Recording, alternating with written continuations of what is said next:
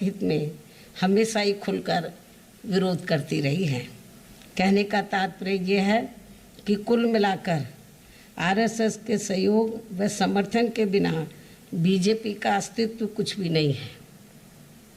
फिर भी आरएसएस अपनी कही गई बातों को बीजेपी व इनकी सरकारों से लागू क्यों नहीं करवा पा रही है, जो इन्होंने कल बातें कही हैं। यहाँ ये भी गंभीरता से सोचने की बात है। इसलिए इससे ये स्पष्ट होता है कि आरएसएस की कथनी व करनी में काफ़ी ज़मीन आसमान का अंतर है। खासकर जातिवाद, सांप्रदायिक व धार्मिकता आदि के मामले में ये लोग जो कहते हैं करते ठीक उसका उल्टा है, जो ये सभी को मालूम है।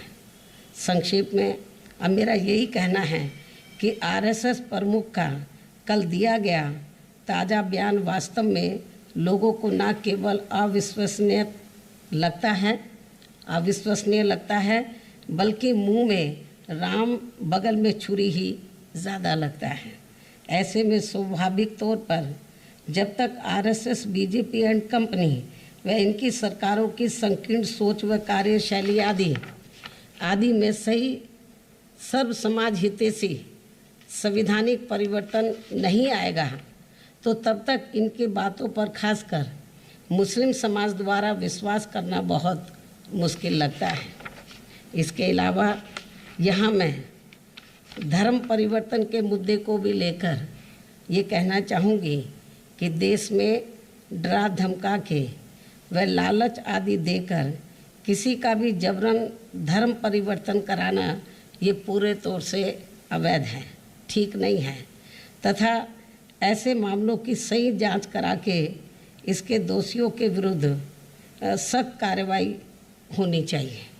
इसके अलावा यदि इसके पीछे कोई भी देश विरोधी साजिश है तो फिर ऐसे लोगों के विरुद्ध तो काफ़ी सख्त कानूनी शिकंजा कसना चाहिए, लेकिन एक सोची समझी रणनीति व साजिश के तहत इसकी आड़ में इसे जबरन हिंदू मुस्लिम मुद्दा बनाना तथा पूरे मुस्लिम समाज को शक की नज़रों से देखना ये कतई भी उचित नहीं है और बीएसपी फिर इसका डटकर विरोध भी करेगी, क्योंकि इससे दोनों धर्मों के लोगों में आपसी नफरत पैदा होगा, जो ये देश हित में ठीक नहीं है।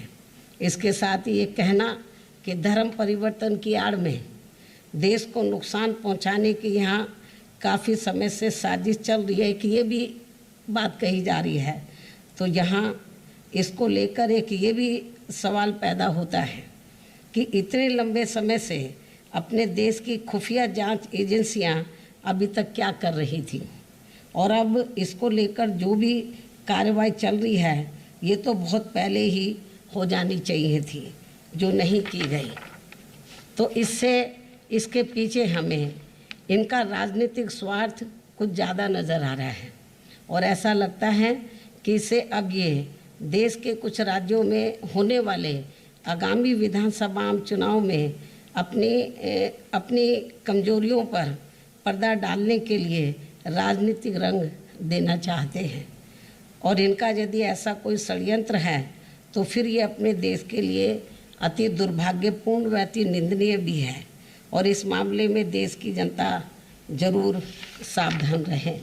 इसके अलावा यहाँ मैं ये भी कहना चाहूँगी, ख़ास तौर से यूपी गवर्नमेंट के संबंध में ये भी कहना चाहूँगी कि यूपी की वर्तमान भाजपा सरकार द्वारा अधिकांश जातिगत, धार्मिक व राजनीतिक द्वेष की भावना से अभी तक जिन मामलों में भी जिनकी संपत्ति जब्त व ध्वस्त की गई है उनमें ज़्यादातर मुस्लिम लोग प्रभावित हुए हैं, ऐसा मुस्लिम समाज व आम लोगों का भी मानना है।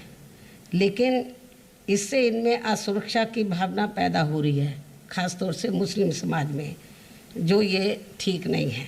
इस संबंध में बीएसपी का ये भी कहना है कि यदि इसमें ऐसी कुछ भी सच्चाई है तो ये उचित नहीं हो रहा है, जो ये सरकार की कार्यशैली पर अनेकों सवाल खड़े करता है तथा बीएसपी इसकी कड़े शब्दों में निंदा भी करती है।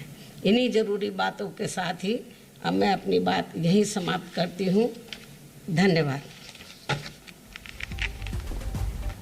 तो मोहन भागवत के डीएनए वाले बयान को लेकर मायावती की प्रेस कॉन्फ्रेंस, यूपी चुनावों को लेकर मायावती बोल रही थी, सामान्य जनजीवन इसी तरह से परेशान है। मायावती ने सीधे तौर पर न सिर्फ यूपी सरकार पर निशाना साधा, बल्कि मोहन भागवत के बयान को लेकर भी उन्होंने बात कही कि संघ के बिना बीजेपी का कोई अस्तित्व नहीं है। ये बात मायावती ने इसका जिक्र भी किया है अपनी इस प्रेस कॉन्फ्रेंस में। बीजेपी सरकारों की सोच संकीर्ण है, सीधे तौर पर आरोप लगा रही थी। भागवत के बयान का मतलब सीधे तौर पर उन्होंने कहा कि मुंह में राम बगल में छुरी वाला ही है। भागवत के बयान किसी के भी गले नहीं उतर रहा है। ये सारी बातें मायावती ने कही हैं। बीजेपी सरकारों की सोच संकीर्ण है, इसका जिक्र मायावती ने किया है अपनी इस प्रेस कॉन्फ्रेंस में। किसी का जबरन धर्मांतरण करना गलत है। जिस तरीके से धर्म परिवर्तन हो रहा है उसको लेकर भी मायावती ने ये बातें कही हैं।